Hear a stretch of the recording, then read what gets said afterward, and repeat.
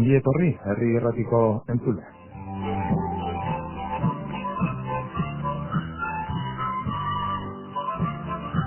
Muy bienvenidos un día más a este programa, a esta tertulia bajo el auspicio, bajo la dirección de la Sociedad de Estudios Vascos Eusko Ikaskuntza.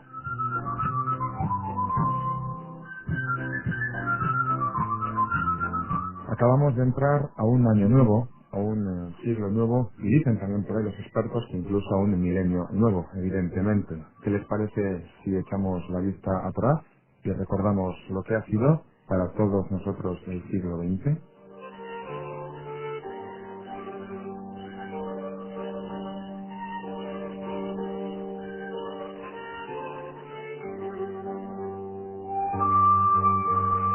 De ello les vamos a hablar con dos profesores de la Universidad del País Vasco.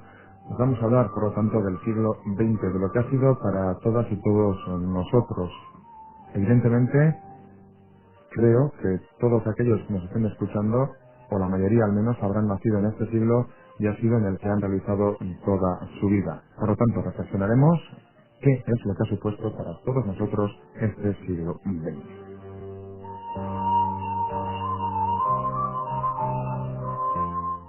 Nicanor Ursúa, como catedrático de Filosofía de la Universidad del País Vasco, Ongi etorri, bienvenido.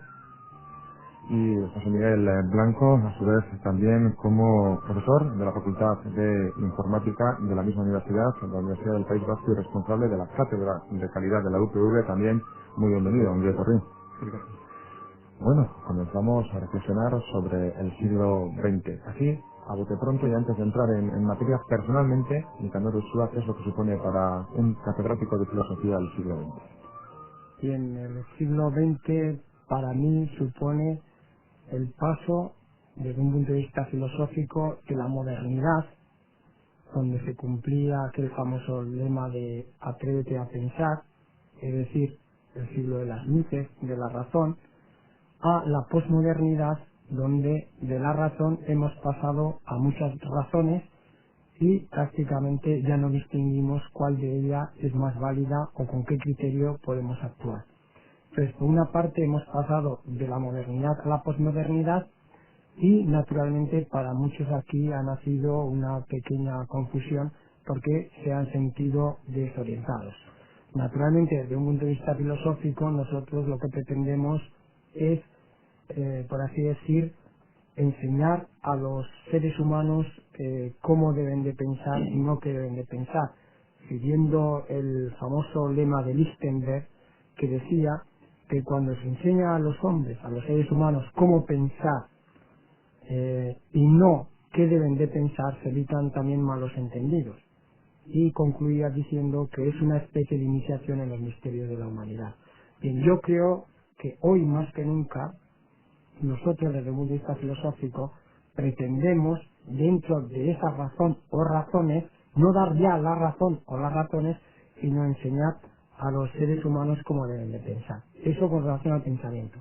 Con relación a la técnica, naturalmente este siglo ha supuesto el paso a la disposición de grandes capacidades técnicas, es decir, hoy disponemos de una tecnología muy avanzada, hemos pasado prácticamente del cero casi al infinito, todavía naturalmente nos vamos a desarrollar muchísimo más, pero hemos perdido la capacidad de proyectos humanos, de utopías, de ideales, donde prácticamente se han desvanecido en la pura materialidad. Bueno, el materialismo, por lo tanto, ha hecho acto de presencia durante este siglo XX. José Miguel Blanco, ¿qué reflexión se puede realizar a grosso modo y como entrada sobre el particular, sobre este siglo XX que acabamos de dejar? Hombre, yo pienso que en el siglo XX los grandes temas no son muy distintos de lo que hayan podido ser a lo largo de la historia de la humanidad. Quizás Nicanor ya apuntaba alguna especificidad relacionada con el impacto que la aplicación de la ciencia y de la tecnología ha tenido en las sociedades en todo el mundo a lo largo del siglo. Quizás esa aceleración de los cambios que habitualmente tenían lugar en periodos mucho más largos es lo que es característico del siglo, pero los grandes temas que puedan preocupar al ser humano, los relativos a la vida y a la muerte y a cómo desarrollar ese tránsito que todos realizamos, son probablemente los mismos.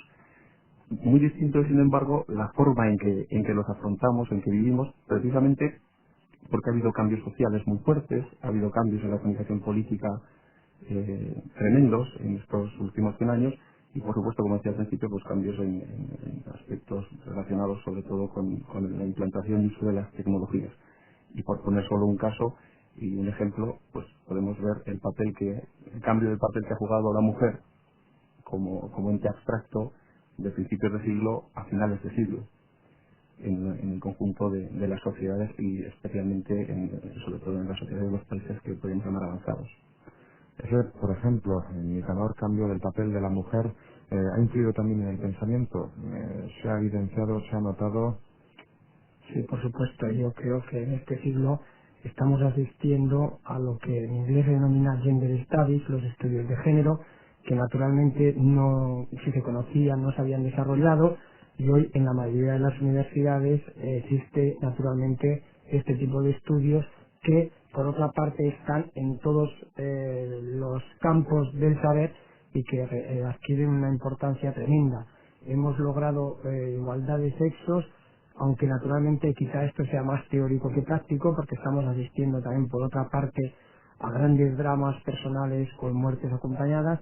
Pensamos que efectivamente hemos logrado estos éxitos desde el punto de vista teórico, efectivamente parece que están ahí. Los estudios de género, como decía, están permeando, están atravesando todos los estudios, pero el paso de la teoría a la práctica nos falta todavía mucho y creo que ahí es donde deberíamos de insistir bastante. Por ejemplo, en filosofía, pues ahora existe una filosofía feminista donde se da cabida a temas que antes no había. Existen, por ejemplo, estudios en Inglaterra con programa WISE, que es para el desarrollo de la mujer dentro de las carreras tecnológicas. En fin, yo creo que en este punto, desde lo que podríamos considerar como teoría, hemos avanzado bastante. Como práctica, yo creo que todavía estamos bastante lejos, porque depende también mucho de la forma de ser de cada persona. Y aquí entraríamos en lo vital de la persona, en cómo es esa persona, cómo aborda estos temas y naturalmente en el cambio de esas actitudes quizá todavía no estemos muy avanzados. Si hay diferencia de la teoría a la práctica desde el punto de vista del pensamiento y de las distintas actitudes que adopta el ser humano, también en la tecnología y en la tan avanzada informática durante las últimas 4 décadas, podemos hablar de que la teoría está algo más avanzada que la práctica y la implantación en la sociedad, José Miguel. Hombre, específicamente en el área que comentas, que es de la informática, yo diría que vamos a distinguir entre lo que le podemos llamar conceptos teóricos, o más que conceptos teóricos, conceptos avanzados desde el punto de vista tecnológico y lo que es lo que ha permeado esos conceptos teóricos o conceptos avanzados a los usos prácticos habituales de las personas normales. Pues si tomamos como ejemplo el de la informática, yo creo que probablemente en pocos casos se habrá dado en un ciclo histórico, por llamarlo de alguna manera, tan corto, estamos hablando de 40 años, de 50 años en el mejor de los casos, pasemos de una tecnología absolutamente reservada para los los científicos y tecnólogos más avanzados, y estamos hablando de mediados de los años 40, donde realmente hay poco menos que 2 o 3 ordenadores en todo el mundo al servicio de los proyectos probablemente más complejos que desde el punto de vista tecnológico se estaban afrontando en ese momento, a una situación en el año 2000 donde es habitual, por supuesto, en los países occidentales, que una parte importante de la sociedad tenga un ordenador muchísimo más potente que aquellos grandes ordenadores de los años 50, pues un niño lo tenga a su disposición en su casa. Entonces, bueno, hay que ver ese ciclo. Una persona que en los años 40 tenía 20 años y que podía ver a ese usuario del ordenador, bueno, pues primero podía ni saber que existía, que sería lo normal. Segundo, en el caso de que supiera que existía, pensar que eran pues científicos absolutamente avanzados y que estaban utilizando unas tecnologías completamente incomprensibles llegar a esa persona 45 años después a ver a su nieto jugando con una máquina bastante más complicada que la que utilizaban aquellos científicos de su juventud y probablemente él sigue sin comprender lo que ha pasado, pero lo cierto es que su nieto maneja esa máquina con total normalidad y como un electrodoméstico más de su casa. Yo no sé si en ese caso decir que la teoría ha llevado a una práctica, pero desde luego que el uso social, si lo analizamos en un ciclo vital de una persona, ha cambiado tremendamente, es claro, ¿no? Entonces, evidentemente, tal y como dice, por decirlo de alguna manera también, la idea principal de esta tertulia entre amigos, el siglo XX se ha sido una revolución. Se puede decir que, viendo los cambios que históricamente han existido en la historia del ser humano, evidentemente después de Cristo, para centrarnos en un periodo de tiempo no muy extenso, los últimos 100 años han sido realmente revolucionarios. No ya igual, tanto así de revolución, entendiéndola como guerra, que sí han existido, pero sí una revolución espectacular, la que se ha producido en el cambio de pensamiento y de tecnología. Hombre, con relación al cambio, yo creo que sí. Es decir, que tenemos hoy posibilidades, capacidades, más que las que tenían anteriormente nuestros antepasados.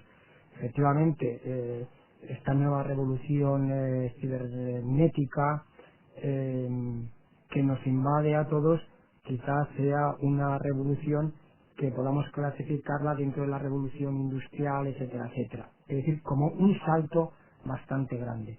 Hombre, yo creo que aquí, efectivamente, ya que hablamos de revolución cibernética, por llamarla de algún modo, también tendríamos que hablar entonces de educación cibernética, acompañándole naturalmente a esta revolución una manera de ser y de pensar. En este sentido, cuando el norteamericano Norbert Wiener y el mexicano Arturo Rosenbluth construyeron las bases teóricas de lo que llamaron cibernética, en recuerdo al timón de mando de las naves griegas, seguramente no imaginaron que estaban transformando la vida y al hombre del futuro, y que la vida en este planeta no volvería a ser igual después de que el primer ordenador empezara a funcionar dentro de la primera mitad del siglo XX. Hoy, por ejemplo, la cibernética está presente en todas las actividades del ser humano y reconocemos su gran valor. Sin embargo, creo que consideramos que el reto educativo cibernético está dado porque la máquina de silicón se use en beneficio del hombre y no el hombre al servicio de ella, por puros intereses económicos, militares o políticos. Lo que naturalmente Karl Marx en el sentido señalaba que el hombre estaba al servicio de la economía y que nosotros en la etapa de la prehistoria de la humanidad o el capitalismo hoy está rebasado por los computadores o ordenadores que ejercen un control tal sobre la información, sobre nosotros mismos, que prácticamente estamos perdiendo el poder dirigir cibernéticamente, es decir, etimológicamente, el timón de mando. Entonces ahora esa revolución se tiene que dar desde el reto educativo para saber que somos nosotros los que tenemos que manejar toda esta revolución cibernética para nuestro uso, para nuestra propia libertad, para nuestro propio beneficio, y aquí lo que se impone naturalmente es una educación en este sentido, es decir, adecuarla a nuestros intereses sociales, a nuestro tiempo, a nuestro modo de ser, etcétera. Pero evidentemente hay dos vertientes, porque tenemos que ser capaces de saber dirigir esta época cibernética y además, imagino, dirigirla en el camino correcto, entrecomillado, claro, porque podemos ser malévolos y dirigirlo en un camino incorrecto o muy interesado, ¿no? Y es igual la polémica de de esas apologías, ¿no? La figura de Negroponte, por un lado, me viene a la cabeza, de la era digital, y la de Ignacio Ramonet, que es un poco más escéptico, por poner dos ejemplos un poco pues contrarios, en los que habría que saber hasta qué punto podemos manejar o no nosotros este periodo, José Miguel. Sí, bueno, yo por no centrar exclusivamente en la de informática, y ya que lo has mencionado, efectivamente, supongamos que pudiéramos distinguir un eje entre en un eje lo que es bueno y lo que es malo. Bueno, eso ya sería mucho suponer, porque querría decir que tenemos claro lo que es bueno y lo que es malo. Y también hay mucho para discutir y debatir, ¿no? Por supuesto, entre otras cosas, porque tiene que ver pues con los auténticos retos del futuro, ¿no? Pues el desarrollo sostenible, el que las desigualdades sociales y las diferencias entre los distintos lugares del mundo no aumenten, etcétera, ¿no? Quizás nosotros desde el punto de vista de las sociedades occidentales avanzadas pues nos preocupamos, de qué pasará con el uso de los ordenadores, mejoraremos un poquito más, pero probablemente esos no son los grandes retos de la humanidad, ¿no? Y en ese sentido, uno de los retos que sí que está abierto y del pensamiento es hacia dónde vamos, hacia dónde vamos. ¿Para qué utilizamos no solo la tecnología informática, que es una, sino el resto, ¿no? Y en ese hacia dónde vamos, pues también el juicio de dónde venimos yo creo que es importante. Y intentando ligar con lo que decía antes, a nosotros nos cuesta imaginar, y en el acordamiento de los ciclos, nos cuesta imaginar que a principios del siglo XX, en 1906 o en 1916, lo que podían ser nuestros abuelos, o mi abuelo sin más lejos, morían en una epidemia de gripe, junto con decenas de miles de personas en España. Nos cuesta hasta tal punto imaginarlo que cuando ahora hacemos una comparativa y decimos, pero ¿cómo se puede morir la gente por cualquiera de las enfermedades que habitualmente se consideran superadas en los países occidentales? Nos parece que eso es una cosa de la Edad Media. Y nuestros abuelos han sufrido esas consecuencias. Quizás, bueno, los abuelos, estoy hablando pues de personas que lógicamente vivían a principios de siglo. Y nos parece como que eso no tiene nada que ver con nosotros. Y estamos hablando de únicamente 2 generaciones. Para nosotros está lejísimos y nos planteamos nuevos retos. Y quizás el reto es conseguir que esas condiciones que nos permiten pues que ahora no tengamos miedo a una gripe o no le tengamos tanto miedo, que nuestro problema sea estar 7 días de baja o quizás 5 si tomamos la nueva tecnología en cuestión de medicamentos, igual ese no es el reto.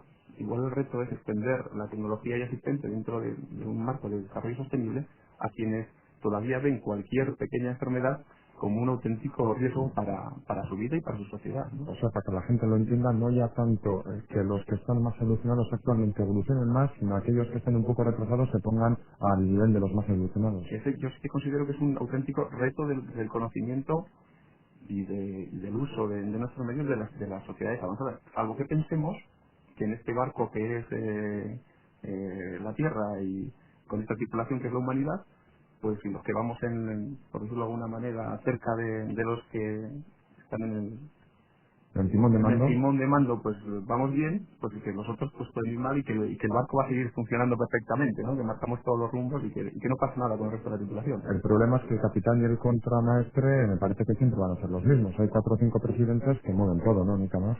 Hombre, efectivamente, todos conocemos quiénes son las personas que dominan el mundo. Por ejemplo, un mundo que ya la General Motors ha dejado de dominar y ha pasado, por ejemplo, a otro tipo de tecnología, la de Microsoft, Bill Gates, etcétera, etcétera, ¿no? Las guerras hoy se libran por expertos de telecomunicaciones, en electrónica, etcétera, etcétera. Yo sí que pienso que, hablando y volviendo al tema de la educación cibernética, puesto que hemos tomado como modelo una revolución, o al menos así pensamos que ha habido un cambio tremendo a través de la aparición del ordenador, se está librando una batalla entre el hombre y las máquinas, y que está aquí, pero no tal como lo pensó George Orwell en 1984 o Fahrenheit en 451. Los cibermonstruos ya no son robots de las películas como Blade Runner o Terminator, sino que son mucho más poderosos, invisibles, están en nuestras casas confortablemente instalados, llamados televisores, que son ordenadores y correos electrónicos al mismo tiempo, pegados a nuestras cabezas y oídos, como los teléfonos móviles, dirigiendo nuestras conversaciones desde el espacio exterior gracias a satélites, despertando nuestras emociones, ilusiones y fantasías. Y la lucha entre las empresas gigantes cibernéticas la conocemos y sus directivos son los hombres famosos de hoy. La lucha del mañana será librada por ciudadanos desconocidos, pero conscientes que en una educación informática el hombre, como lo señalaba Immanuel Kant, no debe ser medio para nada, sino un fin de todo. Y yo creo que esta es una labor filosófica importante donde hemos de asentar al ser humano en medio de todo. Es la finalidad del ser humano, es decir, nuestro objetivo. Nosotros no somos un medio para nada. Yo creo que este es un concepto importante dentro de lo que estamos hablando ahora en este momento, que hemos denominado revolución cibernética, acompañada de una educación cibernética. Hoy en día logramos que el hombre, el ser humano, sea el fin de todo. Pues yo creo que no. Bueno, habría que ver efectivamente dónde situamos al ser humano hoy y qué idea tenemos de él. Yo pienso que si nos situamos en el centro de nuestro tema, tendríamos que hablar también entonces de una educación moral, tendríamos que hablar de una educación para la tolerancia, tendríamos que hablar de una educación para el trabajo y el ocio, tendríamos que hablar de una educación para una vida larga, puesto que todos parece ser que vamos a vivir más, las expectativas al menos están alargando, tendríamos que hablar de una educación emocional y una educación ecológica, y entonces sí que de alguna manera nos veríamos a nosotros en nuestra relación con nuestro entorno. Hombre, yo es verdad que con esto del cambio del milenio, etcétera, pues durante estas últimas semanas han aparecido distintas publicaciones. Yo hace un poco en una revista leía yo, tal vez me equivoqué, pero bueno, de manera genérica, que para el año 2060, por ejemplo, la esperanza de vida del ser humano iba a rondar los 120, 130 años. Eso es un poco, eso es extraño, ¿no?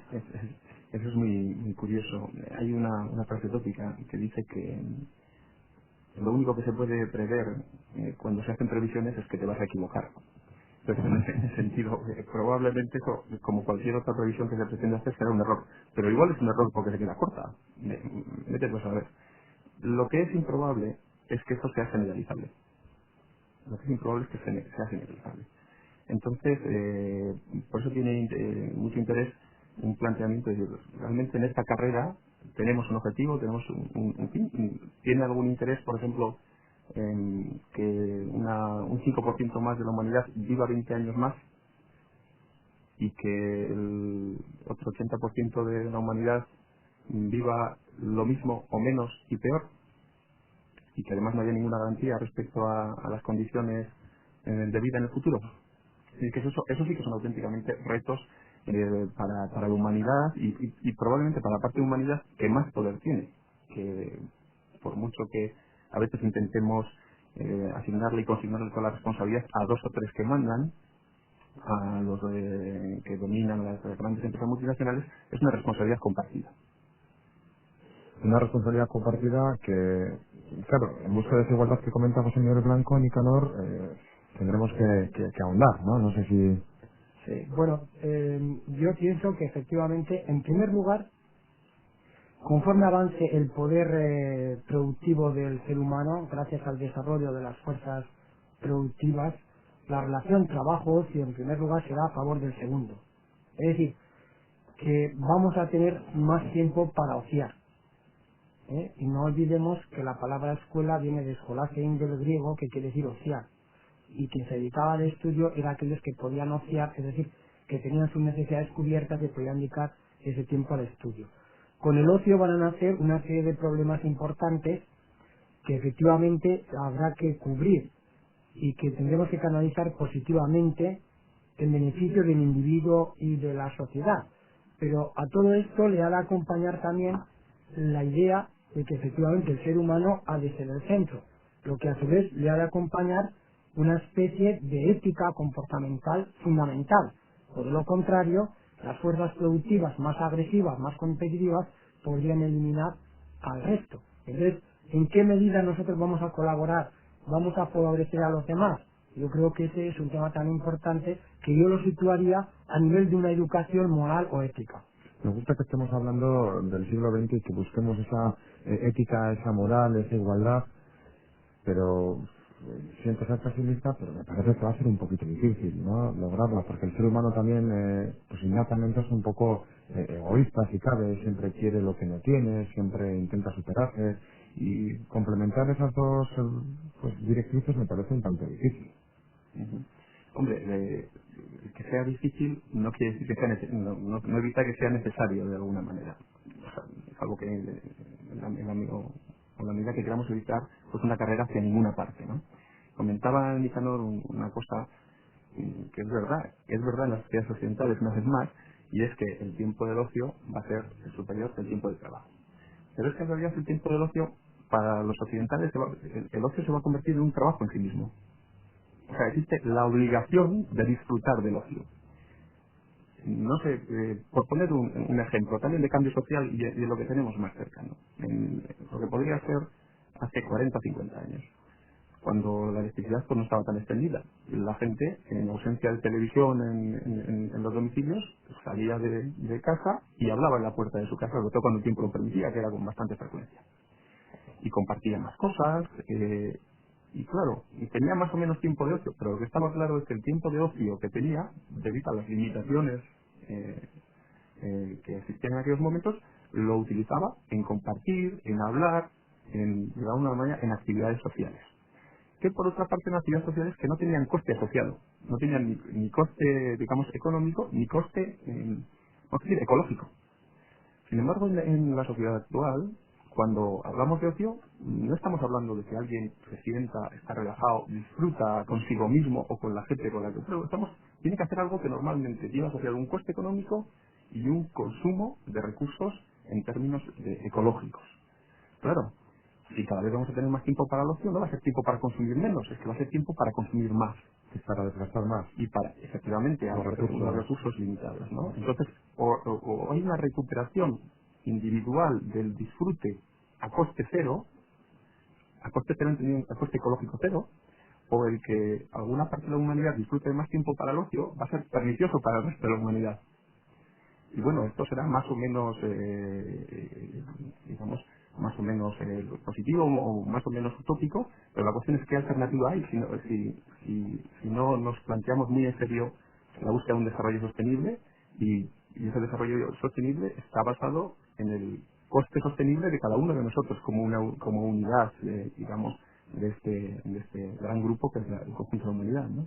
Bueno, pues aquí estamos hablando del siglo XX. Hemos querido recordar aquí una canción bastante mítica que no resume el siglo en absoluto, pero que sí nos sirve para que imaginemos otra alternativa a ese tipo de ocio, con John Lennon, Imagine. Bueno, entonces continuaríamos ahora hablando, hasta luego ya escucháis antes la canción, ya lo editaríamos. Por cierto, ¿algún músico, alguna música también que os venga un poco a la cabeza que pudiera ser un poco también representativa?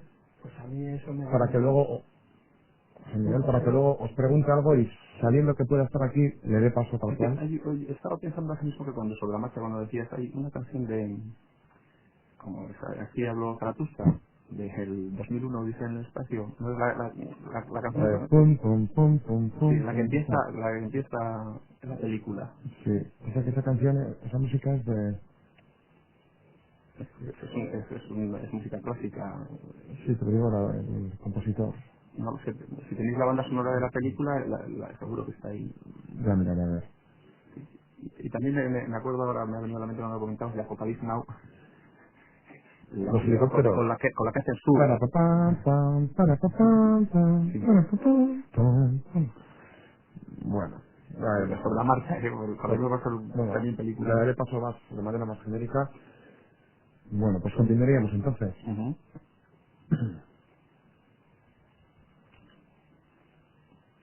Nos ha dado tiempo, por lo tanto, bueno, tiempo, sí, 3 minutos, que no son un siglo, tampoco un siglo se puede asumir en ese periodo de tiempo, pero sí nos ha dado tiempo para imaginar, para pensar, descansar y reflexionar esta maravillosa canción de John Lennon, que, como decimos, pudiera ser también un trampolín este siglo XX para hablar de cosas futuras.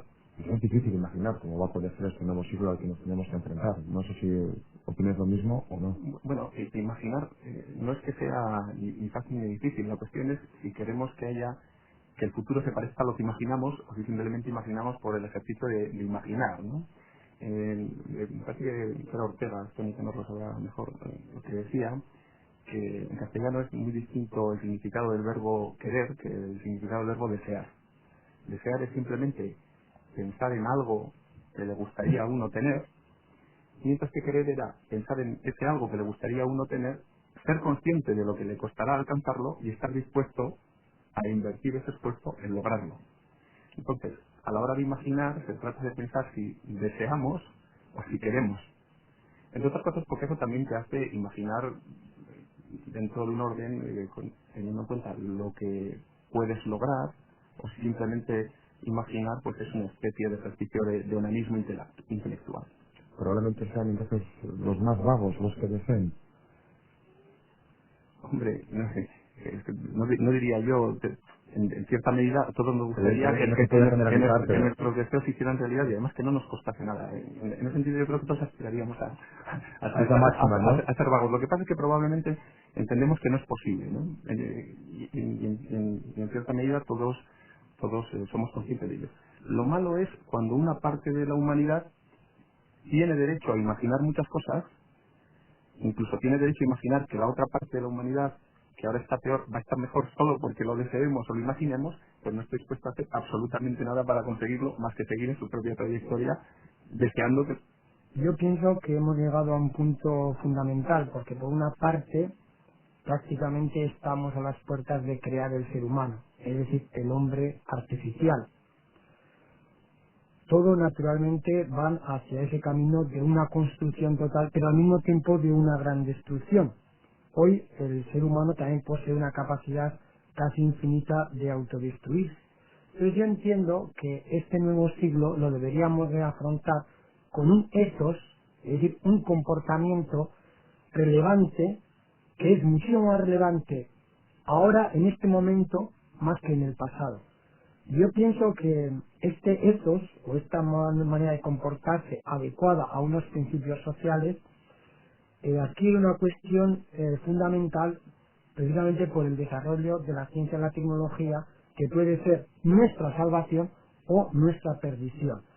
Porque así, hablando en negativo, podríamos preguntarnos cuál será o qué moral tendrá el ser humano que pueda desatar la Tercera Guerra Mundial, si la hubiera. Un codicioso, un político atemorizado vanidoso, un nuevo incendiario no de la biblioteca de Alejandría, que quizá pasa a la historia cuando la historia será que ya no habrá historia para la destrucción global. Es decir, yo lo veo desde la óptica de este ethos fundamental del ser humano y al mismo tiempo universal, y quisiera en este siglo una educación ética, moral, porque es para nosotros un reto de sobrevivencia para el género humano. Si todos queremos sobrevivir, tenemos que respetar una serie de reglas fundamentales desde un punto de vista ecológico, desde un punto de vista social, desde un punto de vista comportamental, etcétera, etcétera. Lo que está en la balanza no es la calidad de la condición humana, conforme a André Malraux, sino la existencia misma del hombre, del ser humano. La condición privada de lo moral se transforma en mundial por los logros tecnocientíficos. Y como todos vivimos en este momento la globalización, naturalmente también tenemos que tener una manera de comportarnos adecuado a este mundo para que todos podamos disfrutar de la ciencia, podamos usarla y naturalmente nos sirva para destrucción. Como responsables del ámbito académico, universitario, hablamos de comportamiento, de ethos, hablamos de educación. ¿Cómo observáis a la juventud? Pues evidentemente en Vasca nos centramos en Euskadi de los últimos años. La educación ha ido, en vuestra opinión, degenerando. Los jóvenes tienen una menor educación con respecto a sus progenitores. ¿No observáis diferencia? ¿Qué podéis decir al respecto?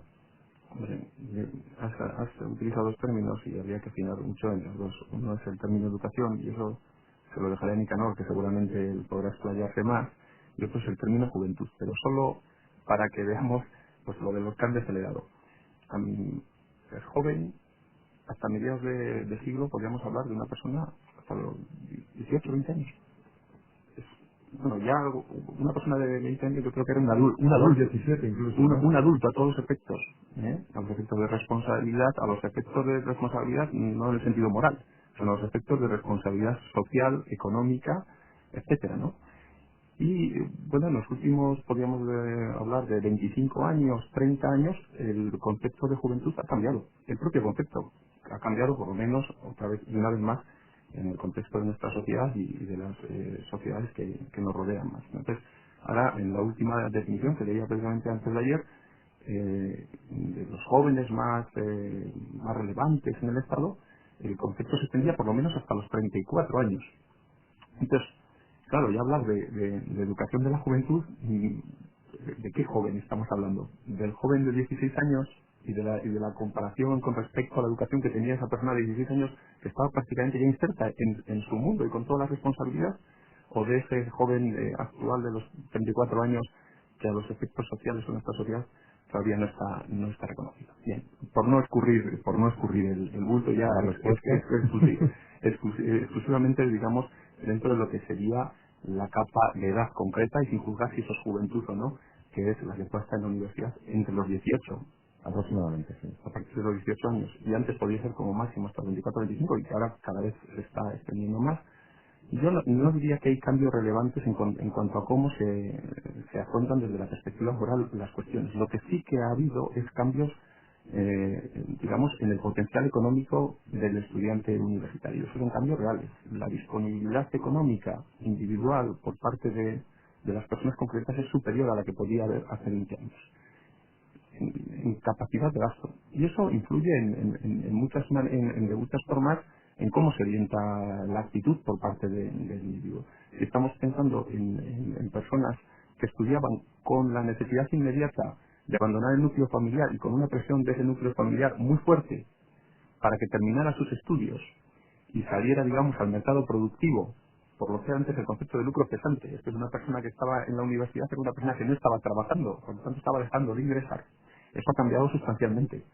Digamos que en una sociedad como la vasca, prácticamente el joven tiene derecho a una enseñanza universitaria. Esto también matizado por el hecho de que no todos los jóvenes acceden a la enseñanza universitaria, pero estamos ya hablando de más del 50% de la población en edad de entrar en la universidad está en la universidad.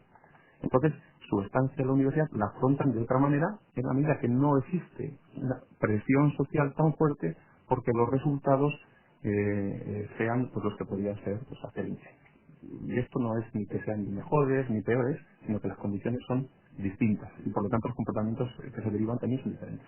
Hombre, y si encima, y trayendo a colación una noticia reciente, si encima digo, en San Sebastián se inaugura, por poner un ejemplo, un colegio mayor, mixto, el primero, cuya mensualidad asciende a 105.000 pesetas para que el hijo estudie en la universidad y tenga alojamiento y tenga algo que comer, haya que pagar esa cantidad de dinero también, bueno, también tiene pues, bastante de relevante, ¿no, Nicanor?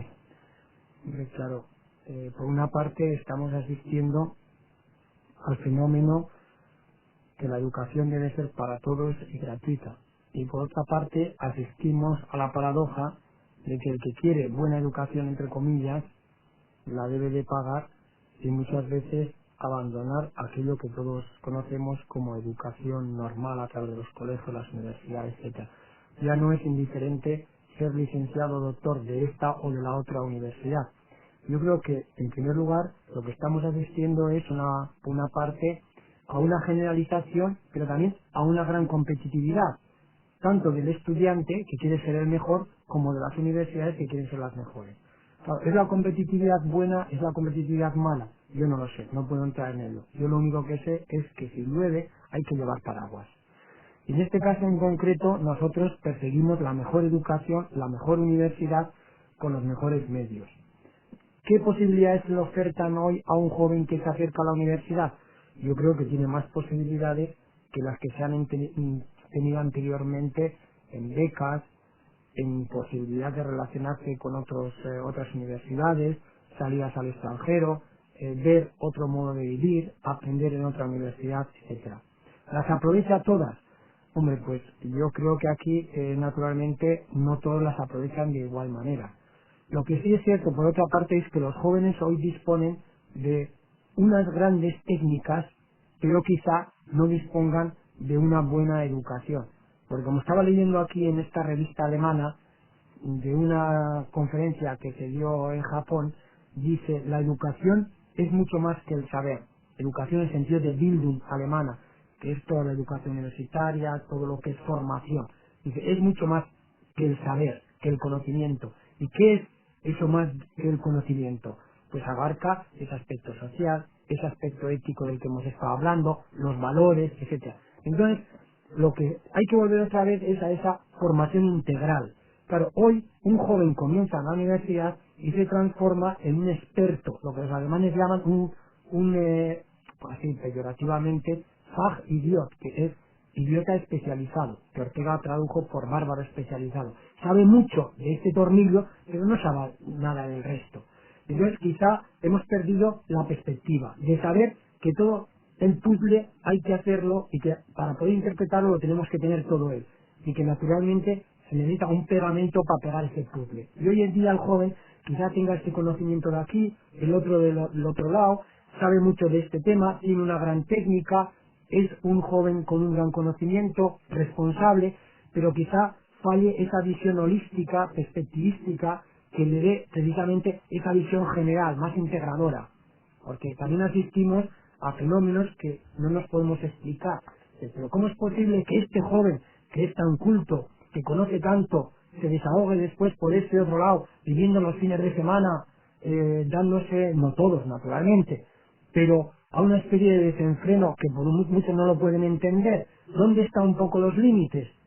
Entonces, eso es que lleva a las diferentes generaciones a pensar de que efectivamente eso no es lo que ya era. Claro, cuando uno dice esto, ya se está transformando en nostálgico y no sé si esto es bueno. Lo que sí es cierto es que es necesario esa visión más holística, más integradora. Y en este caso en concreto, por ejemplo, nosotros que enseñamos ciencia, tecnología, educación, formamos gente en la universidad, les tenemos que hacer ver que por una parte la ciencia y la tecnología, es decir, todo lo que entendemos por conocimiento científico, depende de nosotros mismos a la hora de la configuración, pero que a su vez ese conocimiento científico-tecnológico nos está configurando a nosotros y está formando una especie de paisaje sociotecnológico donde una vez más, de nuevo, lo importante es lo que nosotros queramos configurar. Y aquí es quizá donde estamos fallando, que no tenemos las posibilidades de participar, de configurar el conocimiento, la sociedad, como nosotros realmente quisiéramos. Si a esos jóvenes los marginamos del mundo de valores que yo comparto, porque tengo una vida estupenda, tengo un sueldo, tengo una casa y no tengo problemas, yo no puedo esperar que ese joven participe de mis propios valores. Tendrá otros valores totalmente diferentes. Igual asistimos a una fragmentación. ¿Y cómo unir este puzzle? Yo que tengo todo y él que no tiene nada y que incluso estando mejor formado que yo, no va a tener un empleo, no va a encontrar una casa. Bueno, eso es tremendo, ¿no? Entonces yo creo que aquí tenemos una responsabilidad social importante de integrar a todos. Así como integramos a los mayores, tenemos también que integrar a los jóvenes y vivir en una sociedad donde esté más trabada en este sentido. Una reflexión amplísima, complicada también, cargada con unos pequeños tintes de nostalgia, como tú bien decías, Nicanor, que no son en absoluto negativos, menos cuando hablamos de un siglo que ha pasado y que pudiera ser pues un buen elemento para intentar pues unir, ¿no?, el paso del siglo XX al siglo XXI. Además, me ha gustado mucho esa metáfora, bueno, esa idea que has utilizado tú para intentar explicar que no sé si será mejor una universidad o otra, pero si hay que, quiero decir, si llueve hay que llevar paraguas, ¿no? Y además en Euskadi pues llueve bastante, ¿no? Así que, bueno, cada uno que entienda lo que buenamente pueda de aquí, ¿no? Vamos poco a poco hablando, si os parece hacemos otro pequeño descanso musical y continuamos enseguida. Bueno, pues seguiríamos ahora ya con los últimos 10 minutitos aproximadamente, haciendo un poco ya un último análisis de lo que ha sido eso que hemos dejado atrás y luego ya otra vez volveríamos a escuchar cuando queden pocos minutos ya esta sintonía con la que empezábamos y ya iríamos acabando.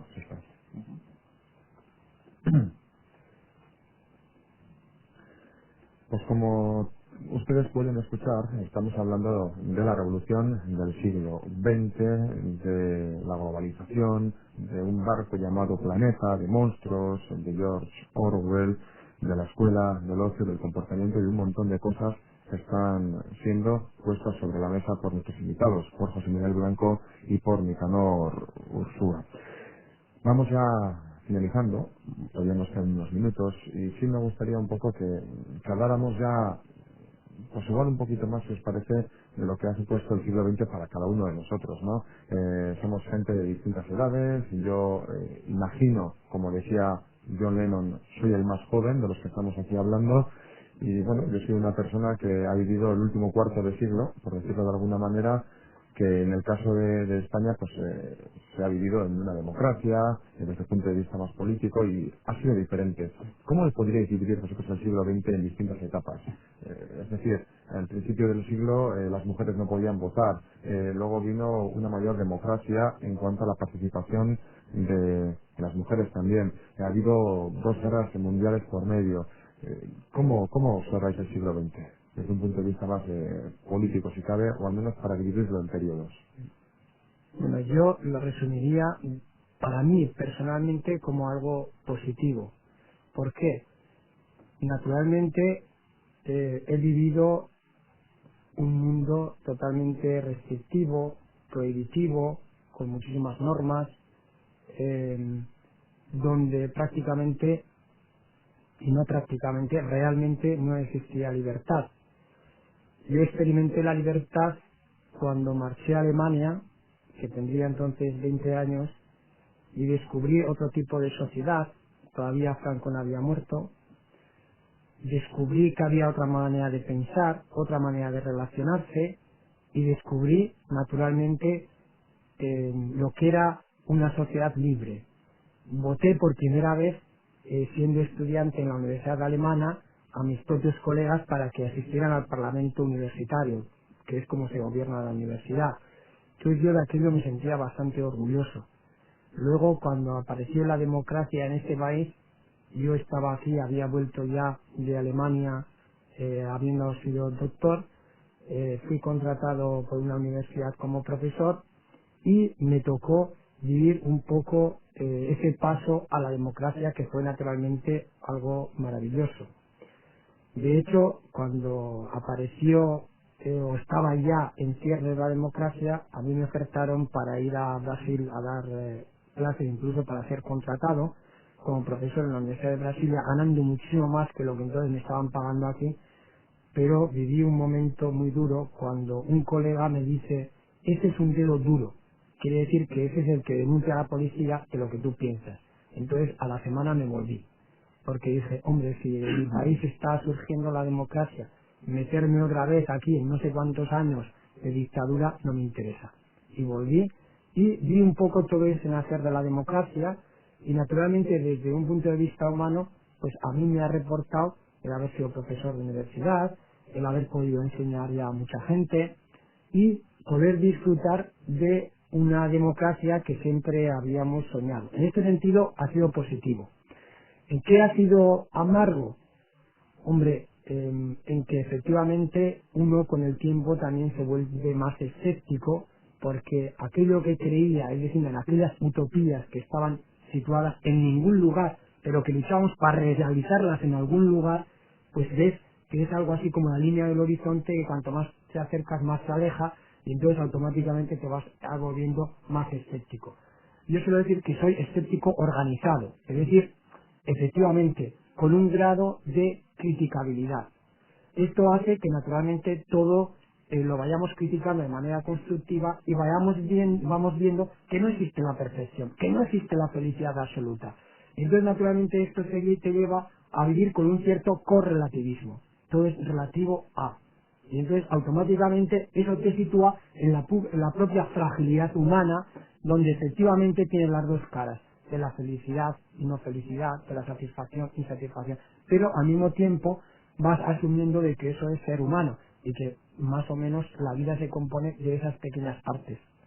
Y el ser humano, José Miguel Blanco, que puede reflexionar respecto a lo que estamos hablando. Hombre, yo creo que la pregunta tiene interés, llegando a la parte personal, pero para cualquier persona, yo creo que hay una época de su vida que es hasta que se da cuenta de que el mundo existe independientemente de él. O sea, que si realmente ha existido algo antes de mí, y la otra cuestión es: ¿realmente existirá algo después de mí? Eso que yo creo que es una pregunta que de alguna manera se hicieron los filósofos a lo largo de toda la historia, y todavía cada uno de nosotros, si empezamos si profundizamos, realmente nos la haríamos. Entonces, yo distinguiría, porque la verdad que a mí solo me ha tocado la segunda mitad del siglo y solo parte de ella, pero desde la perspectiva generacional uno sí se distingue lo que han vivido sus abuelos, lo que han vivido sus padres, lo que, digamos, pertenece a la propia experiencia y lo que es la experiencia de tus hijos en el caso de que la tengas. Y yo desde esa perspectiva, viendo el siglo en esas tres, casi cuatro partes que me tocan, pues yo, la experiencia que correspondería a la generación de mis abuelos, pues en Europa corresponde a lo que podría ser el periodo desde el principio del siglo a la Primera Guerra Mundial, que es un periodo pues caracterizado básicamente pues por la revolución, yo creo que en los países soviéticos y por todo el idealismo asociado a los movimientos anarquistas y socialistas, estoy hablando en Europa Occidental. Hablaríamos luego del periodo de entreguerras, la Segunda Guerra Mundial, en España la Guerra Civil también como referencia, y venía el periodo de desarrollo socioeconómico occidental posterior a la Segunda Guerra Mundial. Pero eso para que veamos lo relativo que es y cómo olvidamos. Claro, estamos siempre empeñados en ver la historia desde la perspectiva occidental, como si el resto no existiera. A pesar de que hay una parte de la humanidad que ni siquiera llama al año 2000, lo cual y es una parte muy importante de la humanidad. Pero yo creo que para otros países supongo que la referencia es, por ejemplo, el que el país europeo colonial que dominaba su país en los últimos 200 o 300 años haya abandonado ese dominio y haya sido de independencia. Y estamos hablando de países de procesos de descolonización en toda África que se remontan a a los años 60. Pues yo pienso que a una persona de un país pues, de África le podría decir, hombre, pues mientras éramos dominados por los británicos y desde, entre comillas, que somos libres, ¿no? Sin embargo, todo lo tendemos a ver, cada uno desde la perspectiva propia, no puede ser de otra manera, y luego con la ideología dominante, ¿no? Distinguimos el siglo desde la perspectiva estrictamente occidental, pero encima con una memoria selectiva y olvidando que los propios países occidentales han dominado el resto del mundo en el sentido más estricto del término dominio hasta bien entrada la segunda mitad del siglo. Y esto parece como si fuera de la Edad Media, por poner un caso que no es digamos de nuestros vecinos. Francia estaba en guerra con los independentistas argelinos, pero una auténtica guerra en los años 60. No estamos hablando de hace 100 años, ¿no? Estamos hablando de hace 40 años. Y esto parece que ya no existe. Lo que sí hemos intentado hacer es resumir esos 100 años en algo menos de 60 minutos. Y ahora sí que sí, el tiempo que evidentemente se nos echa encima, porque si hay algo que no es relativo y que no para, es precisamente el tiempo.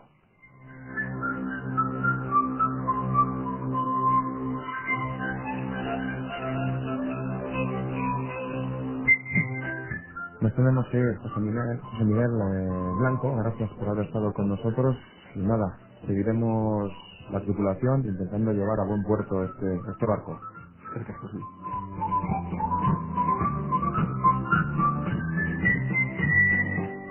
Y Nicanor Ursúa, gracias también a ti por haber estado con nosotros y a continuar intentando enseñar cómo pensar y no sobre qué pensar. Pues muchas gracias, y ya que hemos hablado del puerto, quisiera decir que nos encontramos en el barco en alta mar, que no sabemos de dónde procede, no sabemos a dónde vamos, pero queremos saber dónde vamos, y por otra parte nos sentimos bastante cómodos en él, y bueno, lo que tenemos que hacer es arreglar este barco. Cuando ande mal hacemos chapuzas.